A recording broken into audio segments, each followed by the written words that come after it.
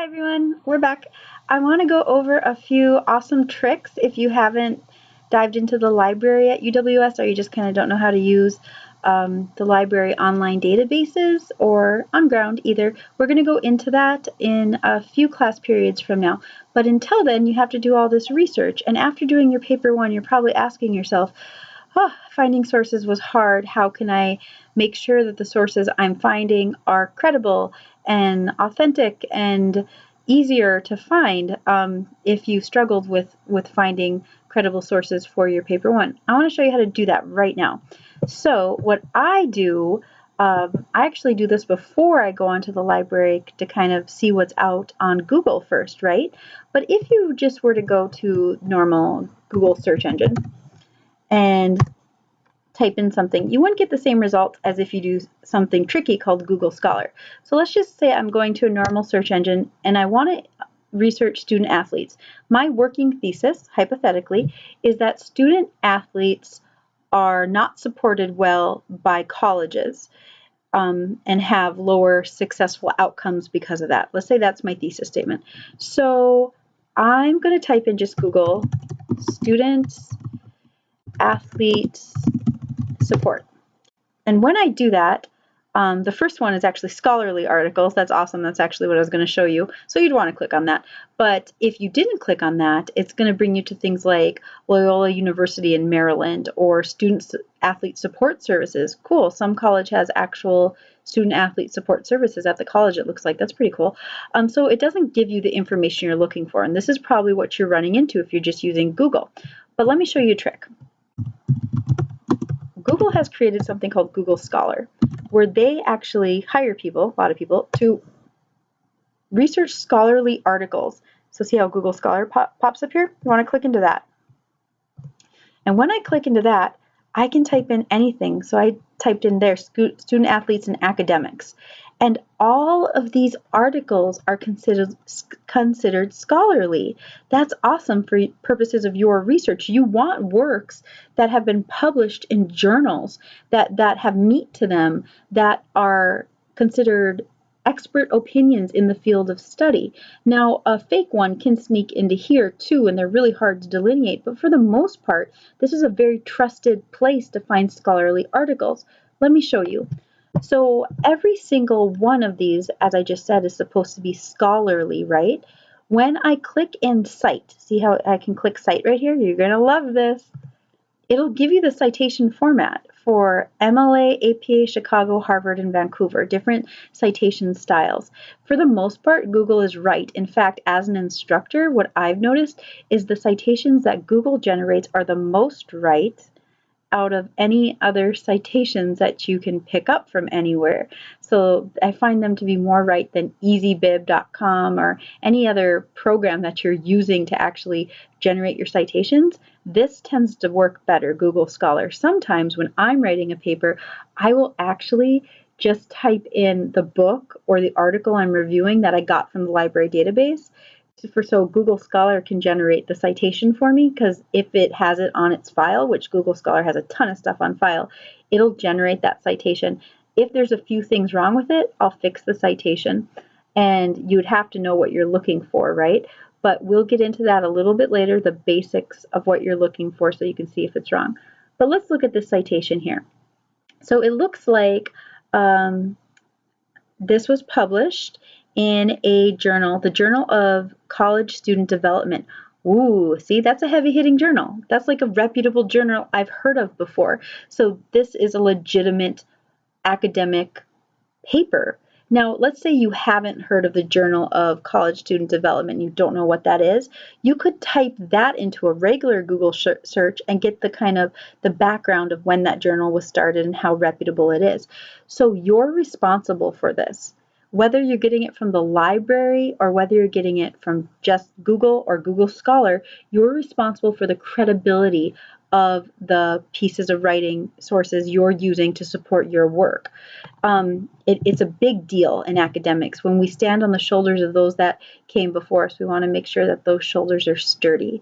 Otherwise, everything will fall apart. I'm full of my analogies. So this is an awesome place, Google Scholar. Now, You can also, if your topic is more current and you're having no luck in Google Scholar, because as you see, these are research papers, and research papers tend to come out a bit after something is a hot topic, because research takes a really long time, especially if you're doing something called primary research, where you're actually doing the interviews. You're not surveying what other people said and using just secondary supports based on other people's primary research. You're the one out there doing the interviews, collecting the data, analyzing data. That takes a ton of time. So some of these are primary, which means after the issue is gone, no longer a hot topic, maybe some research will come out about it. So let's say your topic is very current and you need more current articles. You might want to look for Google News, because news tends to happen quicker than scholarly research. So Google News is kind of like Google Scholar, where they're giving you news sources, or news websites that have articles written about them. And this is also a great place to do searches. Again, you are responsible for the credibility of this. All right, so some of you have some questions based on your Lab 1 about citations. So I made this little PowerPoint here about Stanley Fish, so we could go over a bit about citations. My face is in the way. I'm going to put my face over here. So when you're attributing an author and there's only one page, remember I talked about this, there's only one page, you do not actually cite a page number when there's only one page. What you do instead is you just put the author's last name. That's it. If you introduce the author in the actual text, like I have an example here, you don't have to put a citation at the end here. As long as in your writing the transition is clear when you move on to another author. In other words, you could say, according to another author, or according to another researcher, Jeremy Davis from the University of California. See, that was very clear what I just said. I knew we were moving on from Stanley Fish. You wouldn't need a citation because you put his name in the actual writing. And since it's one page, there's no page number. So there's no need for it. Let's go on another example. So moving on to example 2, you wouldn't need a page number, but sometimes even if you mention the author in the writing, you might want to put a citation at the end if it makes it more clear who's speaking, because your main goal here is the dance, to make it clear what's going on for your reader. So let's say you're going to put in your own analysis anywhere in your paper. If you do that, then it's beneficial to put the in-text citation right here. That's beneficial, because I can tell if I see this that you are speaking, and I know that you're the stuff in blue. So this was a really, really good example of how to insert your own analysis into a piece of work.